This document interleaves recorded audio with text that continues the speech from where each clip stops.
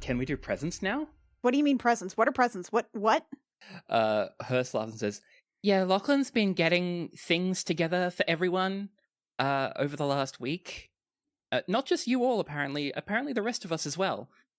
And from under the table, Lachlan produces a sack, and it clinks. Wow, regular Crimson Abbas here. We got a lot of money. I wanted to do something nice.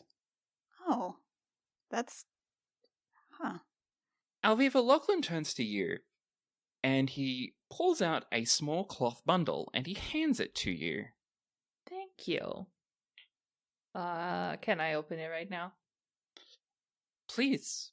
Yes. Wait, no, it goes to Lachlan's voice. It's like, yeah, please, open it now. Okay. I know, it's so silly. Alright, tear it open. Inside is a significant portion of jerky. My favorite. And he says, I managed to procure some lamb meat and some herbs and spices, and I have prepared for you some local jerky. Thank you. You know how much I love jerky. I take a big bite. It sounds delicious. It is indeed lamb. There's a little bit of dried fat on it that gives it a nice crisp, and the spices are just a little bit hot. It's like a kind of salami. Oh, this is so good. Breadsticks, get over here. I give some to Breadsticks. Breadsticks, drives a bit, throws it into the air, and catches it and guzzles it down. Yeah. I hope she makes a little, one of those, little sort of, purry musical notes of just being very pleased with herself. She makes a little gulp sound first, like a... And then she does a purry sound, and she curls up around Aelfgifu's neck and tries to steal more away. We have an accord. Breadsticks. You'll get more later. But I know there's only one way that this will be safe, and I floosh out my cloak to add to the jerky constellation, which is already the biggest constellation in the night sky that is my cloak. The jerky goes into your cloak and forms a starry wireframe, while Breadsticks grumpily nibbles on one of your earlobes. Yeah, that's fair. That's the accord. That's the agreement. Thank you, Lachlan. It's very thoughtful. You're welcome. Happy to. Going down the list, which I just have here, he produces a set of jumbo-sized playing cards for Mr. Hurst. Ooh! The backs of them have firearms, depictions of guns, painted on them. Oh, no kidding. That plus the cribbage board. Mr. Hurst's like, ooh, I can actually, hold these properly. Thank you. Maybe you'll be able to build a house of cards with these. That's the idea. Now, Arturos. Huh? They only had fish oil in town, so I took the liberty of buying some olive oil from a passing trader. Yes. And he gives you a big sealed jar, sealed with wax, that has olive oil in it. This can be used, for hair, body, personal, Oh, I will getting personal here. Oh yeah, you should definitely see if that if that hunter lady is still about. Artie. What? Huh? Yeah. No. The one you were. No. Yeah. The one you were. Yeah. Yeah. Artie, you can get it. Funny you should mention it.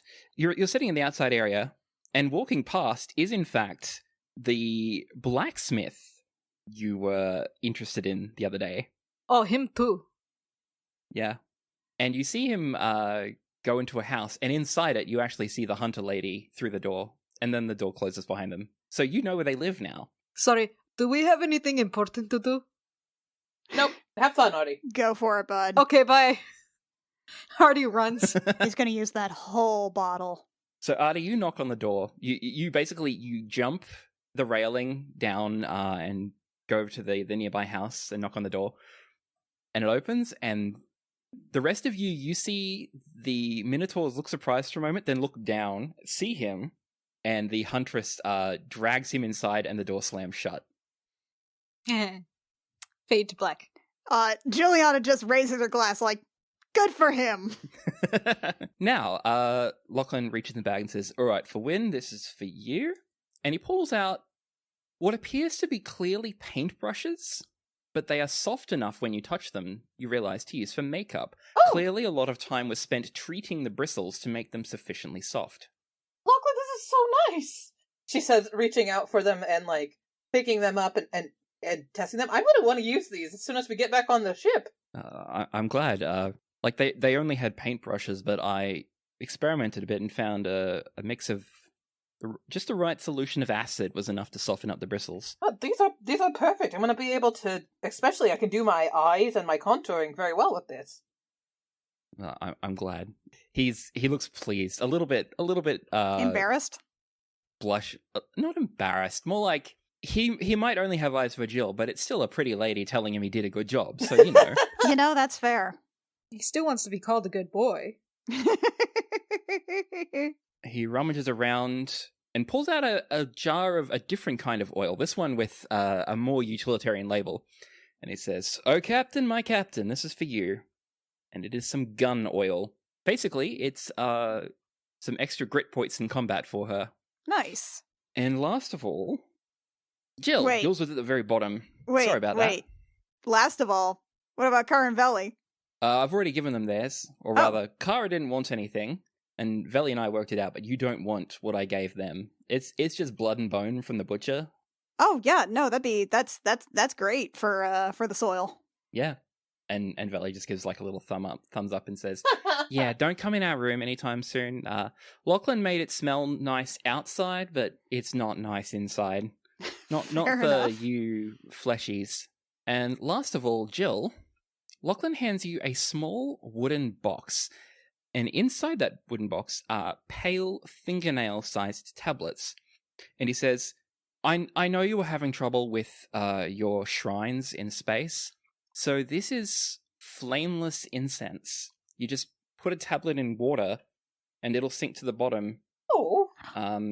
And make its incense bubble out into the air without any fire. Oh. Just don't touch it with wet hands. So I could actually do something in the phlogiston. That's right. Wow. That is so thoughtful. Thank you. I had to buy it off some gnomes who came through. They were the only ones who could even conceive of it, let alone produce it, but they did. She gives him a kiss on the cheek. Oh, he turns like a dark green. Thank you. Well, no. And he doesn't know what to say. He just scratches the back of his head and says, "Well, anyway, I'm glad you're all back." Yeah. And takes a drink. And the captain says, "It is good to have you back. I suppose this is now where we're going to bring up the talk." Uh-oh. Don't worry, it's okay. Uh-oh.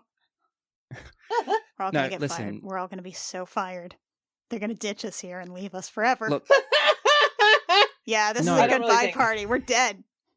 will you all be quiet, we live please? here now. Captain speaking. Yes, ma'am. Thank you. Mr. Hurst and I have been talking. We've been talking about the way the ship is run, and we've decided first that we're going to hold off on the reviews for now, because some changes need to be made. Oh. The first change is that everyone is getting a raise. What? Oh. Cool. You have all been bringing in so much money to this ship, it's kind of ridiculous. We are currently working out the new pay rate, and when the numbers are crunched, it'll come into effect, and you'll be back paid from the date, like from today. Is Oh, this acceptable shit. for you? Sure. Yes. We're also calculating ways to support you on your mission. Equipment funding, potentially ship upgrades, things like that. Because we've been talking and we realize it seems like you lot, we are the only people keeping this cult from taking over the universe. I And just feel like that sometimes. Could be, yeah. I think this isn't about us anymore. So we're going to officially throw our hats in the ring. Thanks, you guys. Well, shit. Thank you. No worries. We've even honestly thought about should I tell them? And Mr. Hurst says, "Yeah, tell them." We've even discussed the possibility of, with the amount of money you've brought in, selling the Kestrel and buying a new ship. But we'll have to. That's long term, but it might be faster and safer. Wow. Oh. because I don't know about you, but I like having a galaxy to live in. Yeah. All my stuff's here. Exactly. All our stuff's here. Well, Oh, I think that's fair. yeah. Where is Bondar sitting in relation to Jill? Probably, let's see, it's 4 square tables pressed together. So where would you like to be sitting for this? I don't know. I just want to like lean across and sort of like hold out my hand for like, I don't know, like not like a formal handshake, but like a predator handshake. Okay, so you're like, let's say you're sitting diagonally across the table. Yeah. And you lean over and Bondar kind of awkwardly looks at Hurst and Hurst nudges her and she reaches out and takes your hand. All right. Sounds like a plan then. Finn signs to everyone that it's a relief to see that the cult can be defeated, and he asks where the next base is. Well, that's a good question. And Jill's gonna start like leafing through her notes. I mean, that's not the first thing we've got to do, though. Yeah. We need to actually head back to Storm Space first, so Alviva can meet her sunkle. And the captain nods and says, so Storm Space next? Yes. And there's something else. Yes? What is it? Okay, so you know how we were talking on Iolara about maybe going to Vodon? I do. Well, I think this is... Look, I got this message from His Royal Highness, the Crown Prince of Vodon, King Jackass III. So the captain rolls her eyes into infinity. Yeah. And you've seen what infinity looks like. She can actually do that. Yeah, same, actually. But... Look, we should probably try to help, and Wynn was able to decipher this message that was all scrambled in Thieves' Cant about going to... Odessa and Artemisia. Yeah, in Kofu space. Oh, we do need all the allies we can get. A place called Cairo. All right. I've been to Odessa before. Do you know where Cairo is? I'm sure we can find it once we're there. All right. But if we could head in that direction, that'd probably be good, and, well, if we can help Vodon not be what sounds like chaotic as shit, that would probably be good for wild space. Funny you mention it. Kara, can you show people the new maps? And Kara rolls her eyes and says, yes, ma'am, and pulls some new star charts out of her pack, which are with her. But the gist of it is now that there is actually a shorter route to Kofu space than you previously thought. Because previously you would have had to go through Cabal space, Kryn space, Tide space, and then Kofu space. But now you can go to Storm space and then take a shortcut through Static space and then onto Kofu space. Now, we've never been to Static space. What's that? And Lachlan pipes up and says, "Oh, that's where Eberron is. That's my home sphere." Oh! Okay, so we could head back to Storm Space and then take care of everything with Alviva, and then we cut up through Static Space and over to Kofu Space, yeah? And that's not we'll bad. We'll have to probably stop in Corvair to get some resupplies, so you might even get to see Shan. Oh. Huh. Sure. Just for a day. Yeah, okay. But sounds great. If that works for you, Captain, obviously that's yeah. And Bondar nods and she says, "Look, we need all the allies we can get, and Max probably has contacts, so probably. I think this is for the best." Okay. Veli agrees and says, "Look, I would rather keep the material plane intact. I'd rather not have to go back to the astral plane. This is not good." Didn't know that about you, but sure. And Veli's like, "Yeah, you never asked." Well, that's because you're way too cool to talk You're to. too cool. You're way too cool to talk Yeah, to, Veli. that seems like a you problem. Veli doesn't respond to that and looks away. Lachlan laughs and nearly snorts wine up his nose. We are not good enough to talk to cool people, Veli. That's just how it is. Deal with Lachlan's it, dude. like, "Veli, cool." Right. Yep. Hey, every time we've called Veli cool before, they've just said thanks. Yep, they would. The coolest, aren't you, Veli? And Veli's like, sure. The only thing that else of note that happens tonight is that Kara has been downing the wine, and she's sitting next to Lachlan on the other side of you, Jill. And she pulls, as the night goes on, she gets a little bit rowdier, and she pulls Lachlan down to her and says, Hey, Lachlan, listen, man, don't fucking do this. Don't get attached.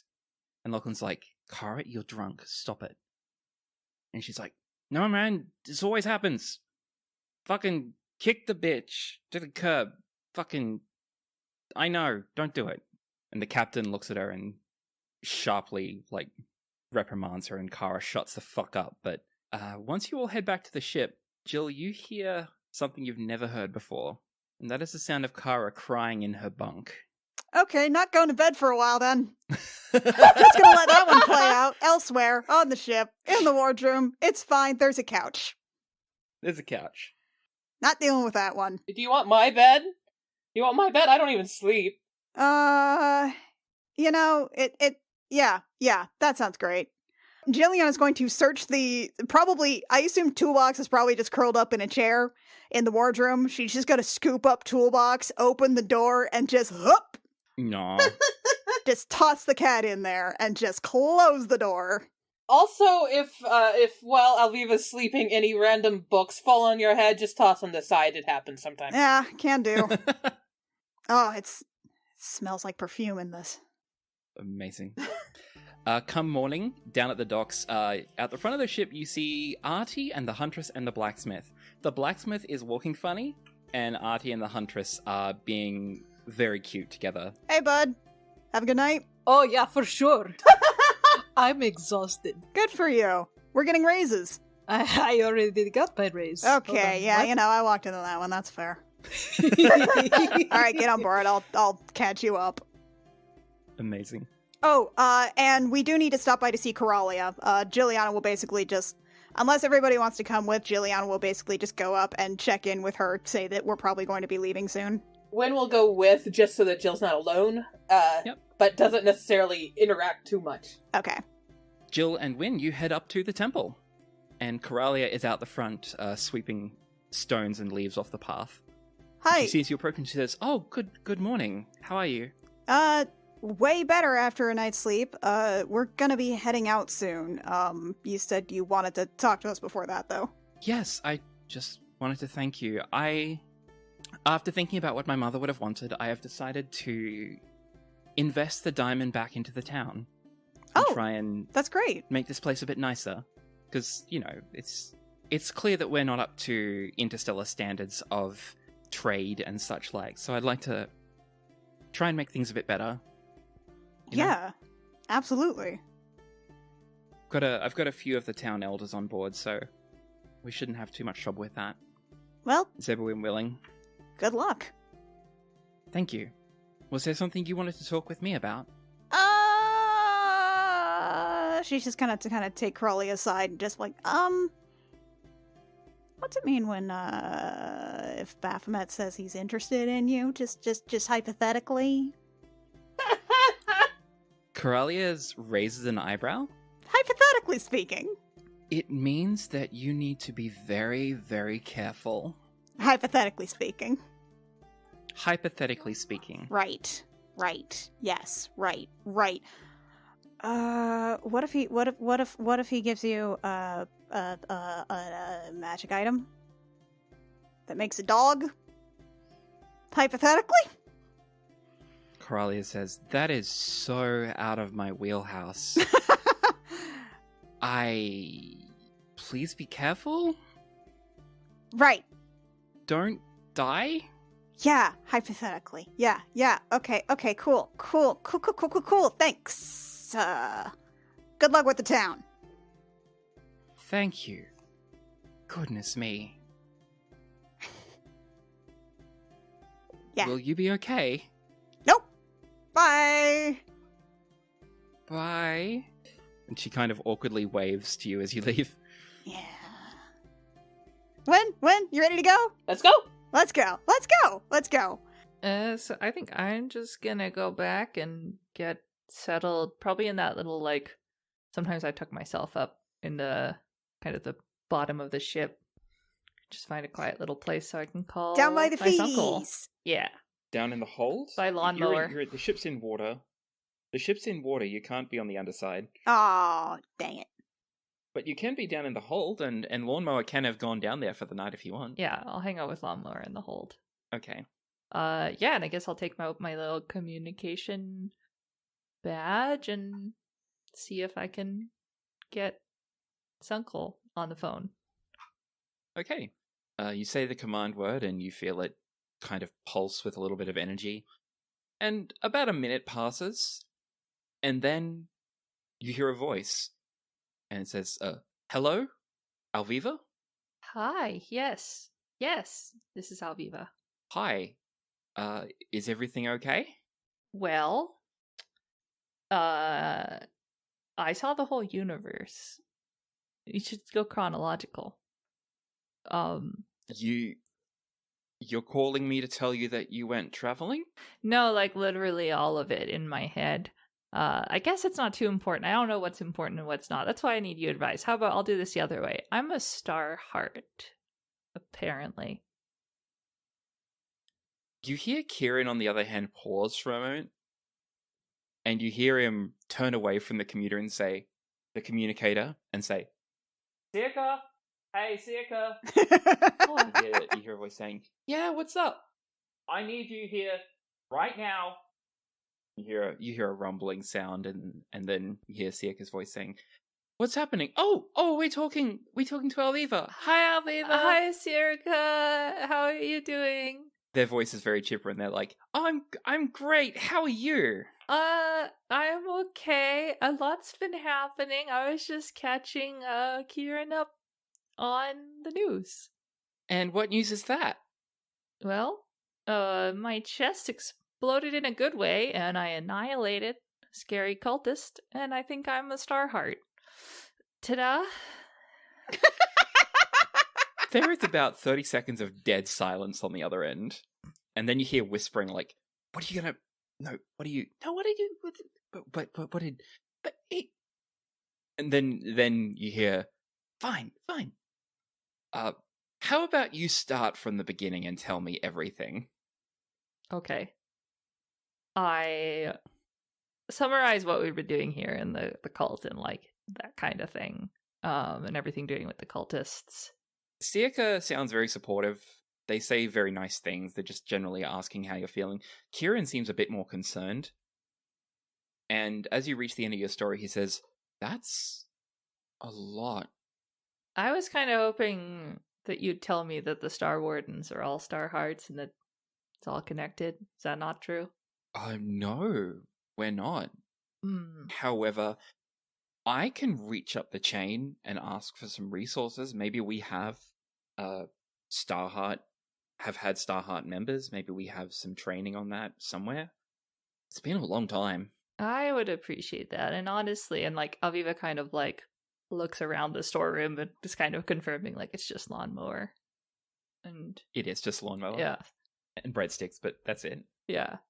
I know that I tend to just have been taking life as it comes and goes, but a lot of stuff's been happening recently, and I feel like it's kind of too much to ignore, and I really want to get answers and get a hold on this, and you are the main person that I know who has the connections to do this, but I want to take this part seriously, because my understanding is that there's not a lot of Star Hearts on top of everything else going on. So yes, if we can meet up. I actually had a vision of us hanging out at Grayson's house. You remember my dad? Is my biological dad. Really? Yeah, we were hanging out. All my friends were there, and we were getting high. If that's a thing that you do. Is like a vision or something? Yeah, but it was from that well I told you about, which makes me think that maybe, yeah, more a vision, less a dream. So maybe we can meet up there. I feel like it's something that should happen. Yeah, that's all right. Yeah, Siaka and I are in Crin space. We can be there in what do you reckon? I could get there in about a week. Yeah, we could be there in about a week to meet you whenever you arrive. If you're on your way there now. I think it sounds like probably the first thing we'll do, so that sounds good. Also, like, have I told you that the Duke of Stardust and the Quicksilver Knight are my patrons? Where are we even at in Like the gods? Well, Yeah, not gods, okay. but the personifications? So that hasn't happened. Yes. I'm pretty sure, like 90% sure, that those are where my powers are coming from. And that's why I keep having the dreams about the stars and the Quicksilver and everything like that. And they sound really cool. There's a guy called Brimothy who's bringing me a thesis, I think he called it. And I'm hoping that'll help, but I've heard that they like to party, which is also why I think that the whole doing drugs at my dad's house might bring us some answers. And I'm aware that sounds like a weird sentence, but I think that it might be true. Honestly, at this point, weirdness is just everything. Everything is weird. Yeah. And I think, Aelfgifu, you spend like an hour going over these things with him, just telling him where Grayson's house is, telling him how you're holding up. Siaka asked a lot of questions about how you're doing. After that hour or so of conversation, you hear Siaka kind of nudging Kieran, and Kieran's like, why would I? And they're like, just do it. And Kieran's like, I just wanted you to know that I'm proud of you for holding up through this. There, I said it. Yeah, good. Now, don't act like it's just one and done. She's got to hear. She's got to say it back. Yeah. Right. Thank you. Yeah. Well, don't get used to it. Talk to you later. He hung up on me. Oh my god. And then in moments later, you feel the thing buzzing again. You feel the communicator buzzing again. I let it buzz for a little bit, and then I answer. And you hear Siaka's voice like, I'm sorry. He's not used to being emotional. He's gone off. He's panicked a bit. That's okay. Thank you, Circa. He's trying, and I appreciate that. It's a lot. It is a lot. They laugh and say, oh, he is trying, all right. Sometimes. Attempts are being made. Well, thank you. You've been through so much, and I look forward to seeing you again. You too. Okay, you take care now, all right? Yeah, thank you. You as well. Have safe space journeys. But I know you'll kick ass. You'll be fine. Damn right. Give us a bell when you're on your way. Okay. Oh, sorry, when you're nearly there. Sure. All right. Talk to you soon. Bye. Bye. Then Aelfgifu just plays fetch with lawnmower to sublimate, just like let the feelings settle. Nothing like playing fetch with a snail. Oh, we have that laser pointer we got him. Yeah. Oh, that's right. Kieran is upgraded from Sunkle to Sanddad. Sanddad, sad. Sad. No. Sad. Oh no. Sother. No, that's not it either. No, Sother might be it. I was about to say Sadie, and then I was like, no, No, absolutely not. definitely not that one. Sother, no. who art in 7. Vive, while you're down there in the hold, you see Veli come down the stairs, and they look over and they're like, ah, Aelfgifu, there you are. Hi. And they're holding a very shoddily bound book in their hands. Ooh.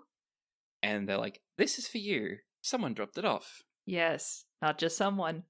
Brimothy Peepus. Brimothy Peeps, yes. And they place it on a crate beside the door, at the bottom of the stairs, and then they turn around and walk away. Okay. Good old Brimothy Peepus. Good old Brimothy Peepus. I thought it was Brimothy Peeps. It's Peeps. No, it's Peepus. I think it's whatever our hearts say it is at the moment. Anyway, cool. Okay, do I read the book? Do I look at the book? Yeah, you look over the book Okay. and you it's a little bit purple, the prose in it. But you start to slowly chip away at these concepts of the Duke of Stardust and the Quicksilver Knight. You'll have plenty of time to review this over the coming weeks. Right. Cool. Okay. Shall we skip along to taking off then? Let's do. Okay, so you write your letter, you send Lily off with it, with some extra meat too, I assume? Yes. What kind of picture do you take for Zeta? Yeah, who do you That's a take good a question. picture of? Wynn is kind of in a panic about that. She's like, do I go Cacophony? Do I go Mia now? Do I do some sort of in-between thing? I think you do an in-between thing, right? Okay, I'll do an in-between thing. I will, so what she does is she kind of restores her ear. She does put on one of her wigs, but one of her less extravagant ones. Do you want to put on a hoodie? And she does put on a hoodie, and part of her note, which I will write out, will be like, sending you a casual thing since you just saw me when I wasn't casual. Good. Good cover. Love it. But what she does is she will take a pose with her harmonica, just fucking soul wailing it out, like on the ship. Oh, hell yeah. Amazing. Cool. So one of you points the glass side of the box at the command word is cacophony, and says the command word, and there's like a bright flash of white light, and when you're a bit stunned. But yeah, when the command word is said, there is now a little floating image of you, about 12 inches tall. Oh! Ah, she says, okay, cacophony, she says, pointing at it. Yep, and it goes away. Alright, and then she'll send that along with Lily. Sorry, not 12 inches tall, 6 inches tall. I forgot how in the Imperial system works. The next 14 days are pretty uneventful. Although, on about the second or third day, something happens. It's a nice day. Kara is piloting. You're all on downtime or doing chores. And Lachlan starts to walk the ship. Wynn, he starts approaching you, and he says, hey Wynn, could I talk to you for a moment? Yes, absolutely. Tomorrow, my shift at the helm is immediately after Jill's, and then it's your turn. And I was wondering, You want to switch? could you please swap shifts with me that day? Thumbs up. Thanks. Don't ask you to do this swap for free. Like, I'll happily take a spin of your chore wheel in return for this. It's a huge favor to me. Instead of Shorewill, you have to listen to a song that I'm working on. I'm fine with this. Excellent. I'll give you sincere feedback. Thank or delightful cheering, whatever you prefer. Sincere feedback is what I need. Thank you. Wonderful. Now, when you take over from Jill, could you please ask her to meet me down in the cargo hold? Thumbs up. Cheers. Next up, Lachlan walks a bit more and he finds Artie and he says, Artie, could I ask a favor of you, please? Mm-hmm. So, I need Lawnmower gone from the bottom of the hull for a couple of hours. Could you please take him up to the top deck tomorrow and keep him occupied with his laser and some shells? We have a laser? Yeah, I got it for Berthinox. Remember? Absolutely not, but I will play with a laser. Okay. Yeah, I talked to Dewey and they supplied a strange excess of shells. I don't know where they got them all, but I still need someone with opposable thumbs to hold the laser. That's fair. Thanks. Like, I know this is like a couple of hours of your time, so I feel like if if you we want, just I'll take like... a spin of the chore wheel in exchange. Hold on. I feel like if we just do a zigzag of food, it'll take a while. Yeah, sure. It'll just follow that. Well, I appreciate it. Sure. Yeah, thank you. And I'll take some of your chores, a spin of your chore wheel if you like in return. There's for a this. chore wheel? Fine. And scene. End scene. Good stuff. Okay, and last of all, he finds Aelfgifu, and he pokes his head around the door into wherever you. Actually, where might he find you on your day off? If it depends. If my shared room is empty, I might be up in there reading. If it's not empty, then I have probably once again hidden myself in the hold or on the outside of the ship if that's something I can get away with. I've been reclusive a little bit lately. I'm doing a lot of trying to read a thesis, and that is challenging because I'm from the woods and did not encounter a lot of large words. Well, let's say you're down on the hull, hanging out with Lawnmower, reading your book, watching the phlogiston go by, and Lachlan comes around the underside of the ship and he's like, "Hi, Aelfgifu? That's my name. Hi, Lachlan. Hello. I was wondering if I could ask for some help from you, please." And he seems a bit nervous. He seems a bit blushy, almost. Okay. What would you like help with? I am preparing a surprise for Juliana, and Cute. I need help making some food, and specifically, I need someone with prestidigitation to heat some hot chocolate for me. I mean, I can make hotter fire than prestidigitation. Yeah, but it specifically can heat food, and I can make fire too, but I'm not making fire and with this around. And he points up what is up for you into the rainbow Right. oil all around. Right. I need a non-fire food heaty spell, and I was hoping you could help me with this. If you do help me make food, I'm happy to take a spin of your chore wheel in trade. How about instead of a spin of the chore wheel, next time I get doing the dishes, you just take that. Wonderful. I'm more than happy to do that. All right. It's a deal. You want it now? You'll tell me when? It'll be tomorrow. It'll be tomorrow during just before Jill's shift starts. Well, that's fun. Good. Thank you. I'm glad. I hope it's a good surprise. I think it will be. She'll freak out, but she'll like it secretly. We gotta push through. Push through the freak out. I really hope she doesn't freak out. She will, but it will be good. It's a sign of love. Well, thank you. Okay, cool. And he brightens up and he strides off back around to the top deck. So the following day, that happens. Lawnmower is off the hull. Some sandwiches and hot chocolate are prepared. And Jill, you find that when you are relieved of your shift, it's by Wynne and not Lachlan, as expected. Oh, everything okay? Yeah, everything's fine. Go meet your boyfriend. Get out of here. My what? Go meet your boyfriend. He's Go. not- Go. She Okay, shoves fine. Jill away. Okay, fine. I'll ask him today. Okay, fine. So she's going to just sort of storm off down to the hall. Hey, storm off. Yeah, down to the cargo, just poke her head in, knock, like, "Hi, what, hello?"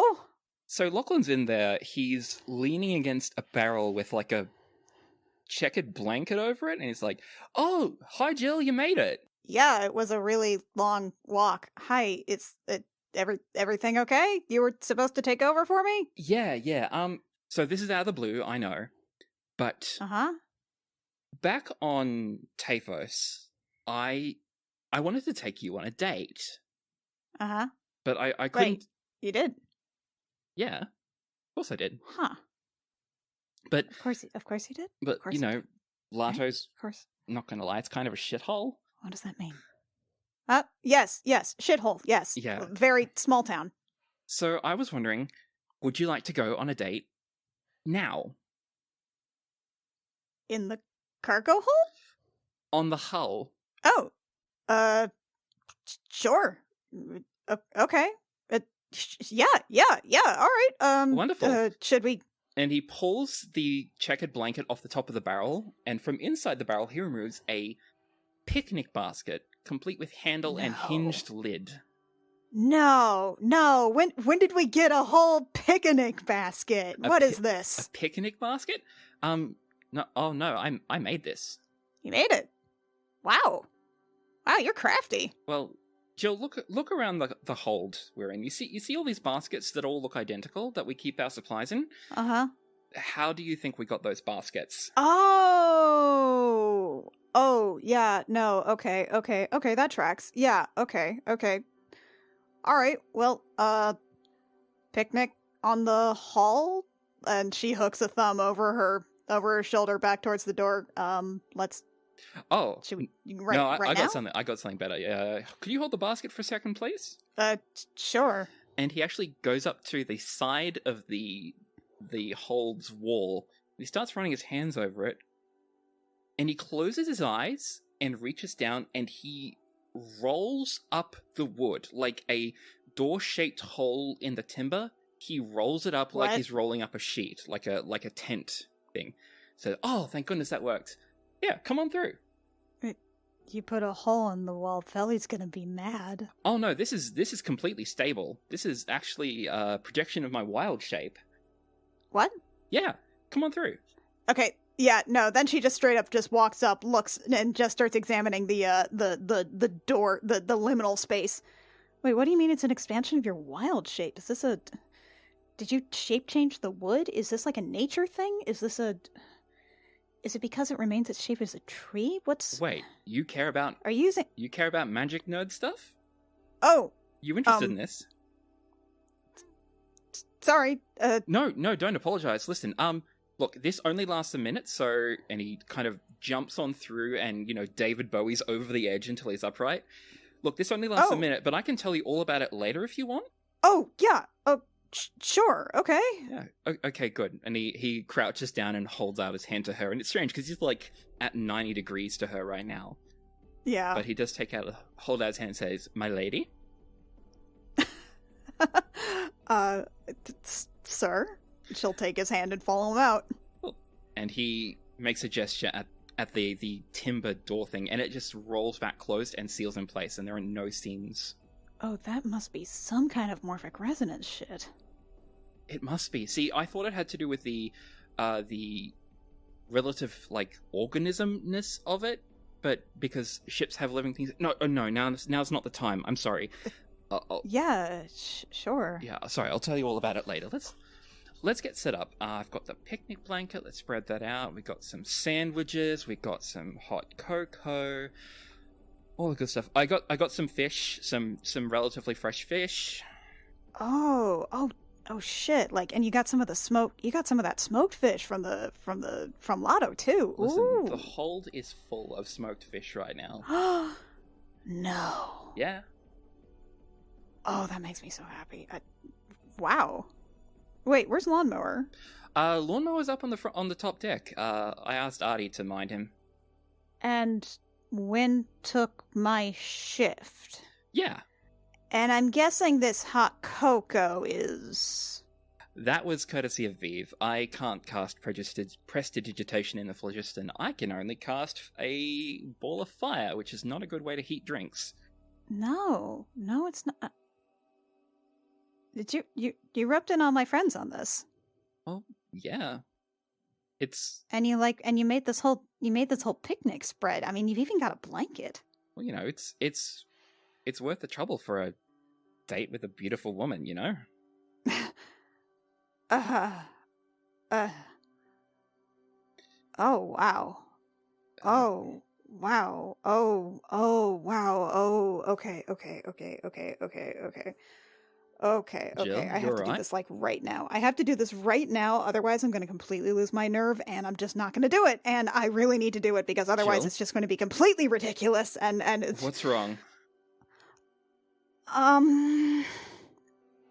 Okay, so this is really, really sweet, and I mean, I'm so flattered by all this effort, and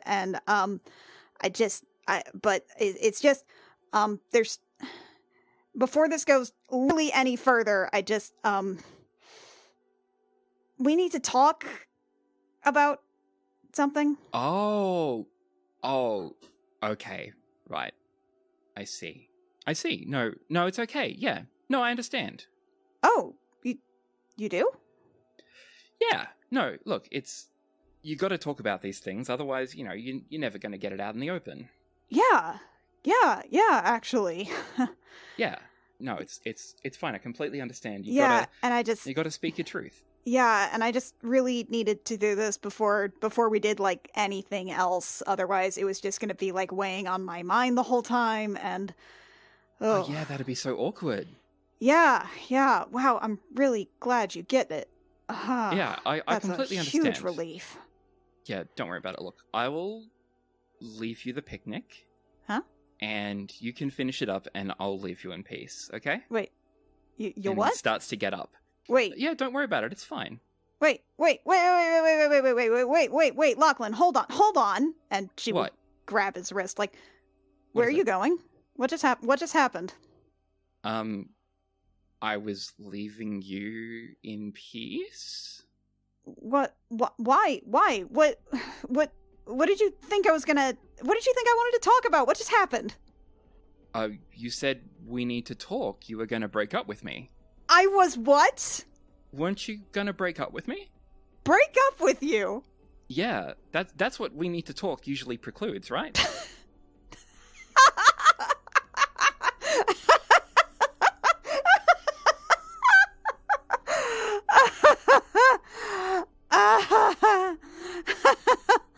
Oh, wow. Wow, no, Lachlan, I can't break up with you. Like, What? that's impossible, Why? actually. Of course you can. You can do whatever you need. No. It is actually impossible for me to break up with you. I mean, I just... I'm Because- so confused right now. because I wanted to know if we could start dating to begin with. What? Yeah. But we're already dating. Seriously? Are we not? I mean, since when? Since our first kiss? On Port Meridian?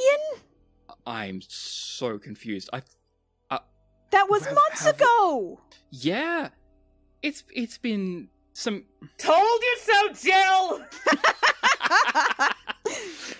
What do you mean? It's been a few great months. 3 great months. But Or was it 2 months? I think it was 2 months. It's been 2 fantastic months. you've never said anything about whether or not... What? You never said anything to me. Oh, boy. Oh, wow. Okay. Oof. Okay, you should probably sit down. Yeah, he's been like half gotten up this whole time, and he just sits back down beside her, and he's like, So you thought this whole time that we weren't even dating? Well, okay, yes and no. I mean, okay, look, just for context, do you remember when I told you that I was an anxious pessimist? Yeah. Okay, well, what that actually means is I have anxiety. Like, anxiety, Lachlan. I have this horrible little voice in my head where if I have any room to doubt at all, it will just take that and run with it and come up with the worst story imaginable, and I will believe every single word of it for, like, any social interaction I have, anything that might happen, just in general, and I just, it's... And you felt that way about us. I wasn't even sure there was an us. I knew we were going out on dates. I kind of thought that, well, this was probably just, like a trial period. And What? I mean, and you've never really said, like, anything that would indicate we're in a relationship, just that we're going out on dates. And in all fairness, I know, I should have asked. I'm supposed to ask for what you want, and I should have clarified, and I've just been afraid. Afraid. And he kind of looks thoughtful for a moment, and he says, almost absently, that doesn't track with your profile at all. And she blinks. Huh. My what? Your profile, and his eyes widen, he's like, oh shit, oh fuck. Oh, Jill, I'm sorry. Listen, What? your profile, okay. He covers his face and is like, okay, I owe you an explanation. I'm sorry, listen, do you know what a private investigator is? Weird pivot. It's like a cop. It's like a detective, but you're not a cop. Yeah, you're a detective, but you don't work for the state. It's a narc! Just over the railing, it's a narc! Professional narc. No, he says, yeah, you don't work for the state, you work privately. And your job is to usually get information, usually about cheating people, and collate it into something useful for your clients. That's what I meant when I told you I was a finder of lost things. I was usually a finder of people. Usually people who wanted to know if their partners were cheating on them. Huh. When you do this kind of job, it helps to gather as much information as you can. And so you collect that into things called profiles about different people. And it's just something you do without thinking. I mean, I don't write them down anymore because it's not my profession. I'm a sailor now. But back then, I had lots of profiles, one for everybody. And I think after I got all your mixed signals, I started mentally profiling you. When, I should have just talked to you directly and asked you what was going on. Well, that's, it's not, doing something in your head and instead of talking to someone is a little bit familiar. Right. Can I Right. ask what's in my profile? Would that be weird? Oh, yeah, no, that's fine. I'll tell you whatever you want. Well, first, the conflicting thing was that you seemed like you were scared of me, or you didn't want to spend any time talking to me. That old chestnut. But I am reminded now that you said you were a pessimist, so that does make sense. Well, anxious is the watchword there. Right. Okay, look, no, setting the record straight. I have never been afraid of you, Lachlan. I honestly don't know why anyone would be. You're like the sweetest boy I've ever met. Look, like my entire life. Well, thank you. No, it's just... That was actually the second part that confused me. Well, no, look, it's just... What happens is that I can tell that I'm putting my foot in my mouth, and messing up, and then I panic, and then, fight or flight, I flee. Usually. Kinda want to do that right now, actually. Please don't. Yeah. Please don't go anywhere. I mean, it does make sense that you liked me. Thank you for saying that. Because, you defended me a lot. You threatened to smite Max on my behalf. Put a pin in that one. Yeah, that sounded messy. And I mean, you knew I was helming when you threatened Flint on my behalf when he was, racist about half-orcs, so I figured you were trying to say something to me, but then you were kept helming? Yes, you saw me go to the helm. Oh, no, I knew that. Oh, no, I was trying to be discreet. You didn't... I thought you were sending me a message saying, hey, I'm on your side. I mean, that's a nice benefit, but no, I was just trying to... Oh, boy. Oh, wow. Well, recontextualizing everything, it makes sense, but, I should have just asked. I really should have just asked, and I'm sorry. I'm not used to interacting with people who are actually interested in who I am, and not, just want a warm body. Huh? In their beds.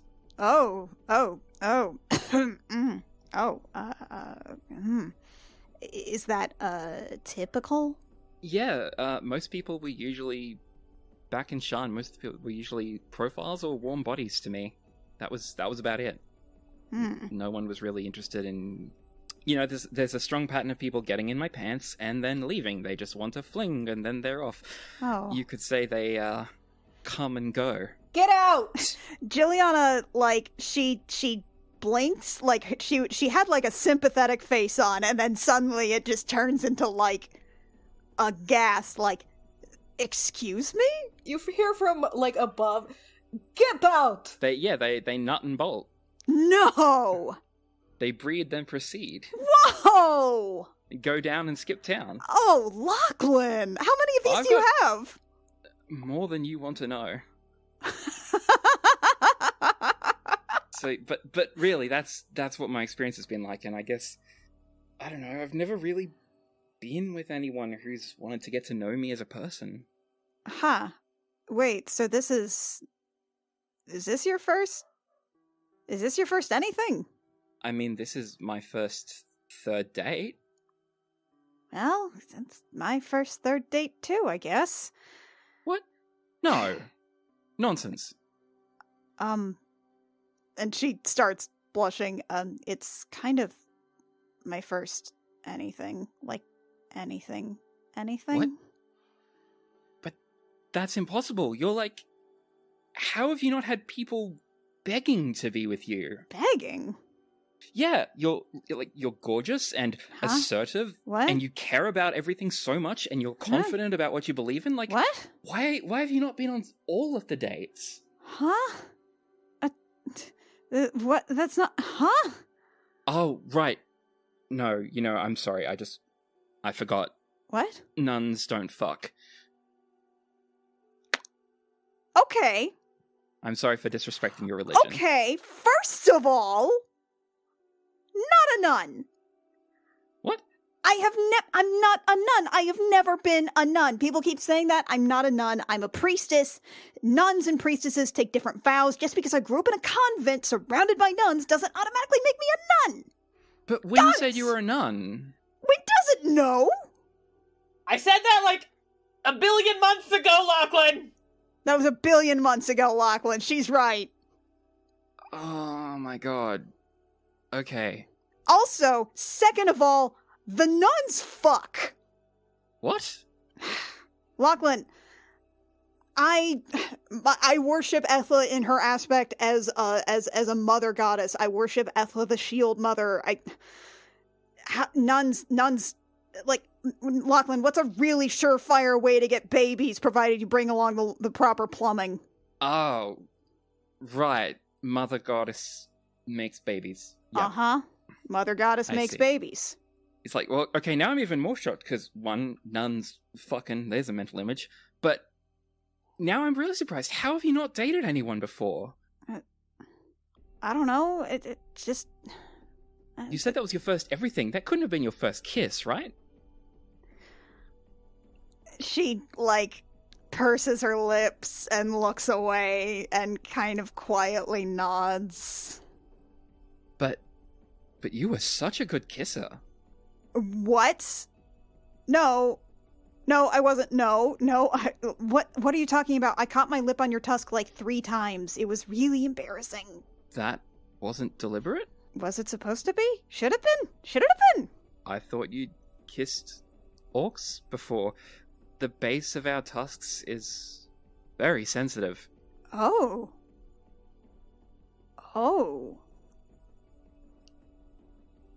Well then, I'll keep that in mind. Yeah. Wow. God, I'm just... Okay, now I understand why you were so conflicted. I'm so surprised. Like, there's no chance I would have said no to you if you'd asked me. What, are you kidding? Yeah. Like I would have liked a relationship, but if you just wanted to roll in the hay, I would have been down. What? No, really? Wow. I thought that was what you wanted from me.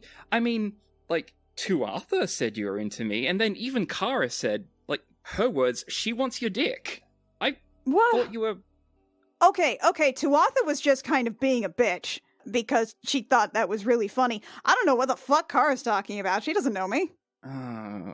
Well, because of that, I thought it was on the table, and I even would have accepted it. Like, I didn't even know that was on the table. I mean, I guess it could be on the table, just on the table. And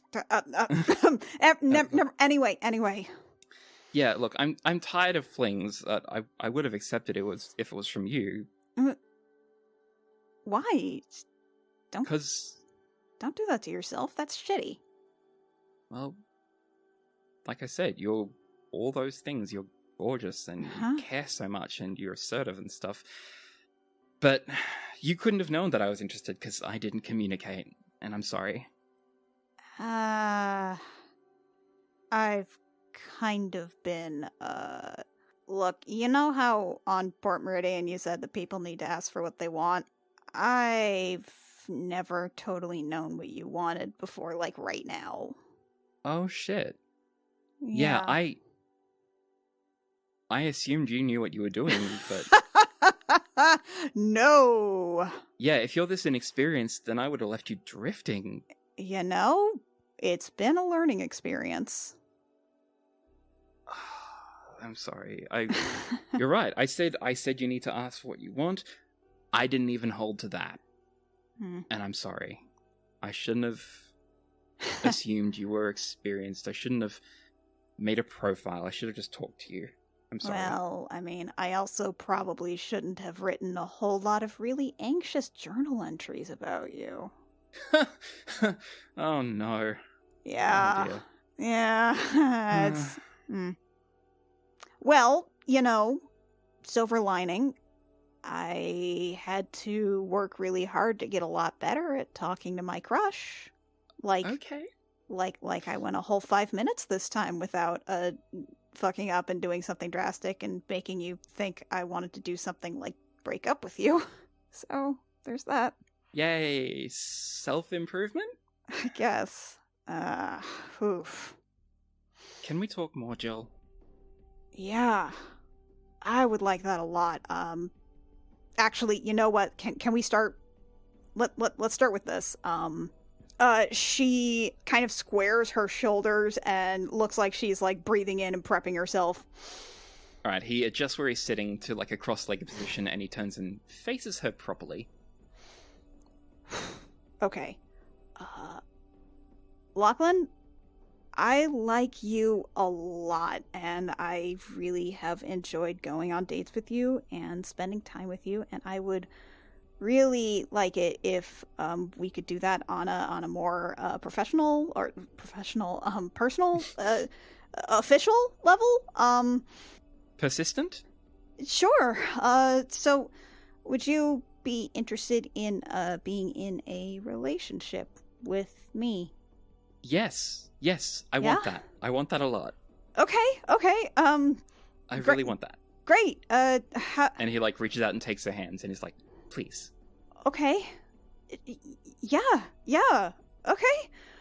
Can I kiss you? And he doesn't even answer. He just leans in and kisses her full on the mouth. Yes. Yes. She pulls back and like she makes this noise like in the middle of like pulls back. I'm like, wait. You Labels. Labels? Yes. Labels. Look, labels would really help me. Okay. Like, just with anxiety, just to be clear, are labels okay with you? Yeah, that's fine. Sure. Okay, then, would you be okay with being my boyfriend? Please? Yeah, I would love to be your boyfriend.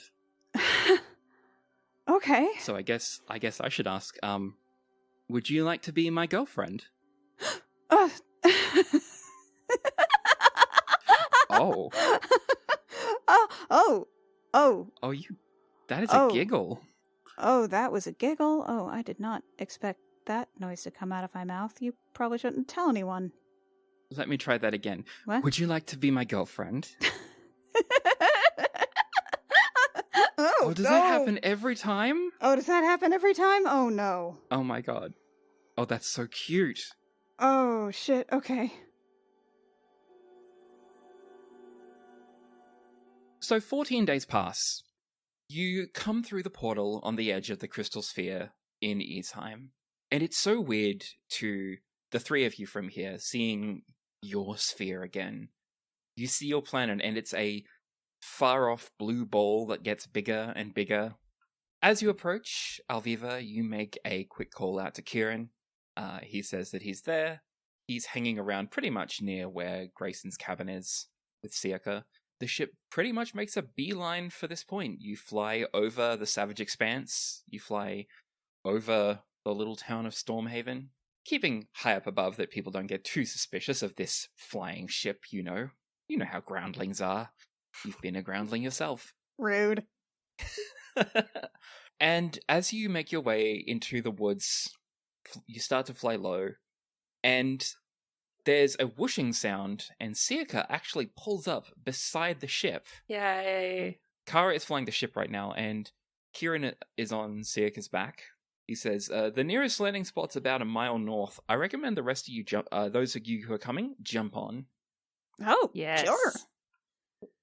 I would be delighted to. Aelfgifu, Lachlan was in your vision thing, right? Oh yes, Lachlan, can you come along and also bring your your pipe? Lachlan's already up on deck, and he's amazed at Siaka, and he looks at them, and he looks back at you, and he's like, yeah, absolutely, let's go.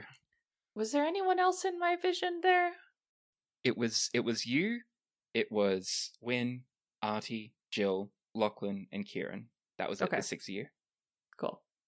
So yeah, we'll bring Lachlan. Babe, you need like a hoodie or something? It's kind of snow down there.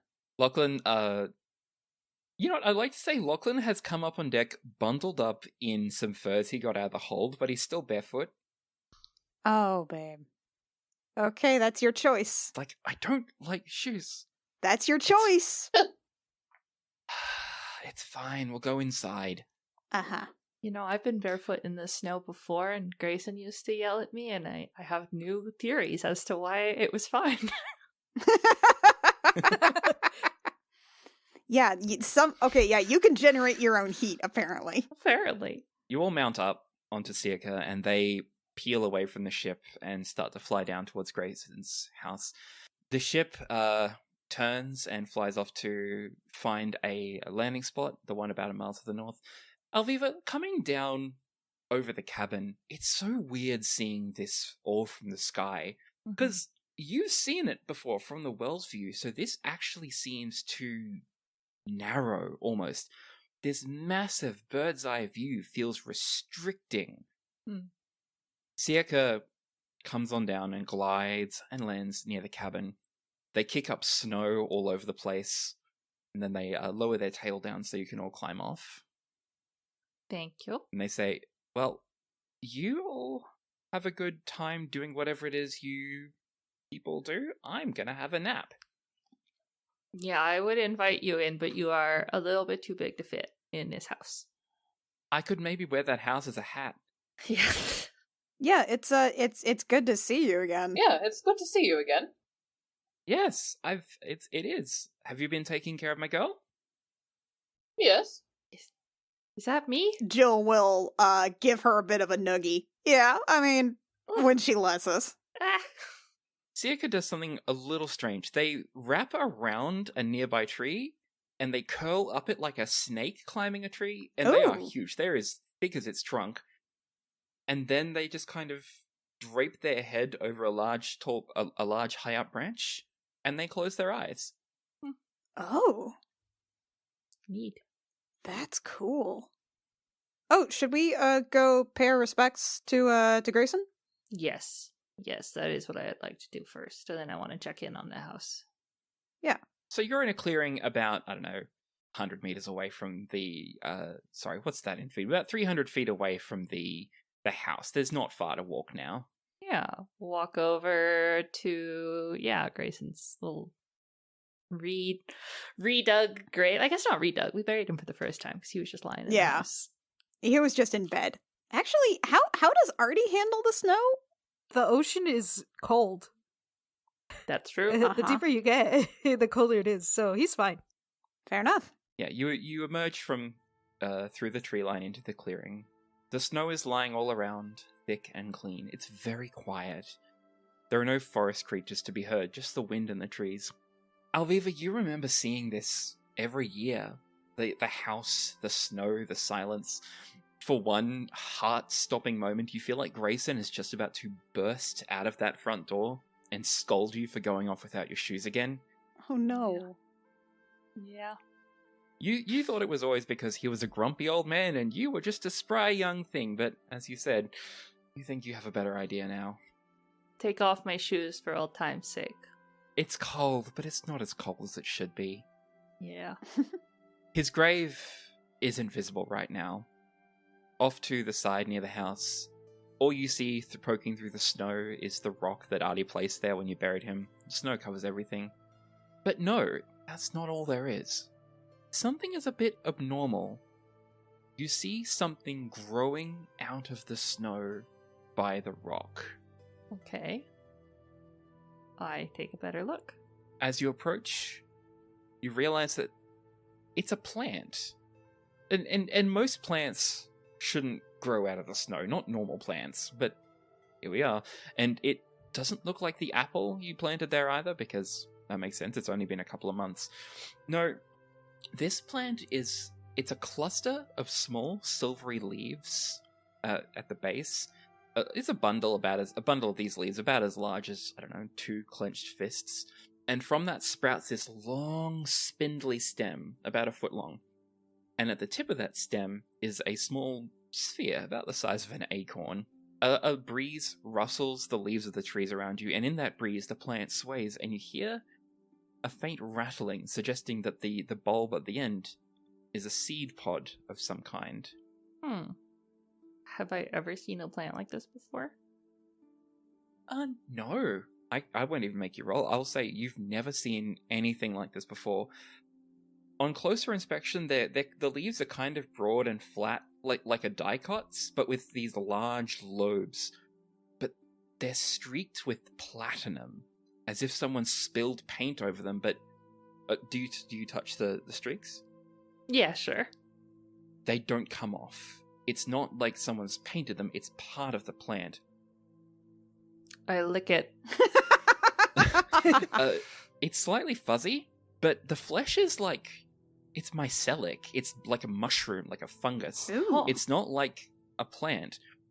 It's got the structure of a fairly normal flower, like a downsized agapanthus, but it's like this plant doesn't belong in this world. It looks almost like it was painted with watercolors in a charcoal drawing. It looks out of place. This isn't real, but it's real at the same time. Huh. Hey guys, look at this weird plant. Alviva, did you just lick the I plant? don't know anything about plants. Oh, that's wild. I don't think I've seen anything in any, medicinal journals or anything. Lachlan, you're from a different place than us and are also a naturey person. Do you recognize this plant? Lachlan shivers as he crouches down beside it. His feet are bare and he's stepping awkwardly. He's very cold, even with his naturally thicker skin. Juliana rolls her eyes. And he looks it over and says, I've never seen anything like this. He reaches out and pokes it, and he hears the rattling, and he says, I mean, that sounds like seeds in there, and that's kind of... You saw a smoking out of my pipe, right? Yeah. I mean, in a plant like this, normally you'd grind up the seeds and smoke those, if you want to have a go at that, I guess. But otherwise... Why not? I'm gonna smoke the weird plant of my dead dad's grave. Because an anthropomorphic personification of space told you to. Yeah, this sounds great. This sounds super great. But also, yeah, that's pretty much why we're here. Listen, Grayson would yell at me, but in that way that means that, he's kind of proud of me a little bit. All right. This day just keeps getting weirder and weirder. And Kieran says, oh, you got that right. Kieran is massaging his temples. People do that around me so much. Lachlan reaches out and plucks the little seed pod off the top of the plant. And the rest of the plant falls away into stardust and vanishes. Okay, so that's a space dad thing, right? That seems like a space dad thing. That seems like a space dad thing. That does seem like... Yeah. Oh, you did say they like drugs. Oh, okay, yeah, okay. I'm gonna. This is all according to plan. All right, it is just according to Keikaku. Alviva, I'm gonna try real hard and just go with it. Okay, please understand that I'm trying. I appreciate it. Okay. It's weird. We all know Jill is a square. Can we get inside? I'm really cold. Oh, you're cold. You're Yes. cold. All right. Wow, you're cold. No kidding. Hey, fuck you. And Alviva just gives the stone a little pat. And maybe when, no one's looking, leaves a piece of jerky. Aw. And then we'll head inside. Okay. You turn back to the house and you open it. The door doesn't have a lock on it. It's just got the little Oh. hole with the little leather strap that You're in you the use to woods. lift the latch. Why would you lock your door? Exactly. And inside the house is a little dusty, but otherwise clean. Better than when you guys left it. The last person who was here left chopped wood by the fire. The chairs around the table are tucked in, and the beds are stripped back to air, but neat enough that they can be remade. It's in really good shape, this place.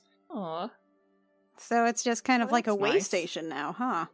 I guess so. There aren't a lot of places to exactly shelter. Yeah, it's like, Around what, here. half a day, full day from Stormhaven, depending on how you walk it? Yeah. Well, that's nice. That makes me happy. Yeah, Grayson would have picked that, I think. That's good. Nice. It's a good house. I think he built it. You think you built it? I think Probably. he built it. Yeah. Huh. It's in the middle of nowhere. I don't know who else would have built That's it. fair. Yeah. Nice. As you guys are looking around, Lachlan's gone down to the fireplace and stacked some logs. He doesn't bother with kindling or tinder. Instead, he holds up his hand and just this little sphere of flame appears in it, and he gently drops that in the center. That's my boyfriend. Yeah. Lachlan gets you over to the fire, Alviva, and he cracks open the seed pod, and they're like platinum seeds. And he shows you how to dry them in your mess tin. They pop and smoke in the pan. And this takes a little while, but after a little while, the seeds seem dried and cracked. And he grinds them with a little pestle he's brought with him, and prepares his long and narrow-stemmed pipe. Yuck. He says, "I gotta warn you, babe. This prep was rough as guts. This is probably gonna be a pretty harsh smoke. Have you smoked a pipe before?" Only a little bit, because Grayson would sometimes smoke a pipe, and once I tried it, because I thought it would be cool, and it was not cool in terms of at least just trying it out. So he showed me how to do it properly after he finished yelling at me, because that's Yeah. what he was like. But I haven't really done it that much since then. No, let's do Alright. some space weed. Some space fungus smoking drugs. What could possibly go wrong? I got a good feeling about it. You suck the smoke down into your lungs. When you inevitably cough, sparkles explode out of your mouth. Oh. Lachlan takes the pipe from you and hands you his water skin. Yes, gladly. Yeah. While you take a sip, he has a puff from the pipe too. And he passes it around to everyone else. Wynn kind of takes a puff on it like she's an old hat at this, like she's done it 1,000 times, and then passes it on. No coughing. Jilliana surreptitiously looks at how everyone else is doing it and tries to do it and definitely gets it wrong the first time. Artie, tries to inhale, but he thought that this would be a lot like breathing air, and it goes through the wrong lungs, Oh no. and so you see Oh, shit. smoke go out of his gills. Oh no. He's like, that wasn't right. Oh, jeez. Let me try again. Oh, it's like being near an air purifier.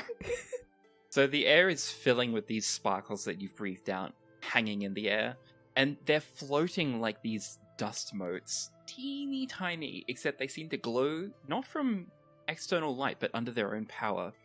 Shimmering stardust. And as you watch, something strange starts to happen. These motes of stardust floating around start to move. They shift, lifting up from your skin and from the furniture they've landed on, from the floor, and all together they start to float towards the center around in a kind of cloud. You all see a vision. I see the room change around me. I see it as it is, but there's also an overlay, like a ethereal, ghostly world built over the real world. And in that ghostly world, I see a man who must be Grayson. He looks younger than I remember him being. Couldn't be more than 40. He walks inside his house. He waits there. I don't know how much time passes, and suddenly there's a knock on the door. Without waiting for an answer, a man walks in. He's tall, with a severe face. He has blonde hair, golden eyes, and I take in his appearance and realize he's an elf. He's dressed like a pirate, with tight trousers and open, short, and angular tattoos rising up over his chest, up his neck, and onto his cheeks.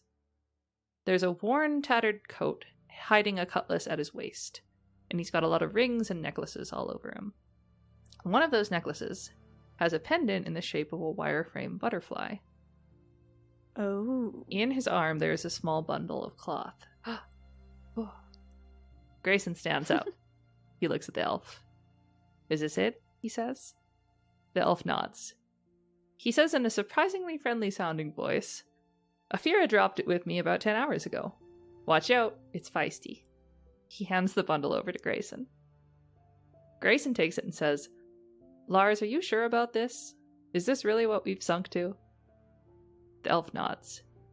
He says, "Look, the last time we had to deal with this, a whole crusade was barely enough. I mean, come on. An entire planet was reduced to a glorified asteroid. If one life is the price, then..."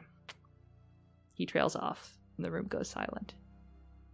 Grayson finally breaks the silence. "Then we'll have to make our peace with that." The vision fades. I look around and see the others in the room with me. It's clear they all saw the same thing as me. You were a feisty baby. I was a feisty baby. Were they going to kill me? They were going to kill you.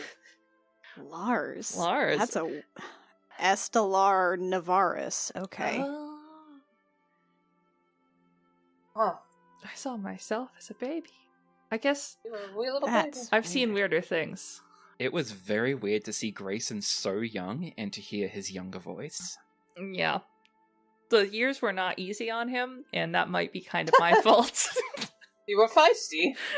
Like, you know how Obi-Wan Kenobi went from Ewan McGregor to Alec Guinness in the span of like 17 years? Yeah. Like that. Oh, boy. Okay. So did Navaris... Did he do that on purpose? What, give me to someone who wasn't going to murder me as a baby? Well, I mean... I don't know, Vive. I've been wondering if... I don't think this man would be trying to save a baby. The way he refers to people in his notes. What if he caused whatever separated you from your parents? I could see that, yes.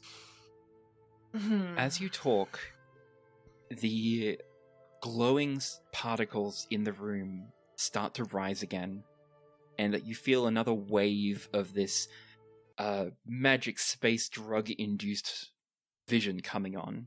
I see the room change again. In it, shimmering like he's there, but not there, is Grayson. He's sitting by the fireplace. Before him is a chubby little baby, playing with wooden blocks and carved animals. There's a knock on the door. He yells out, "Come in!" And I watch as the door opens.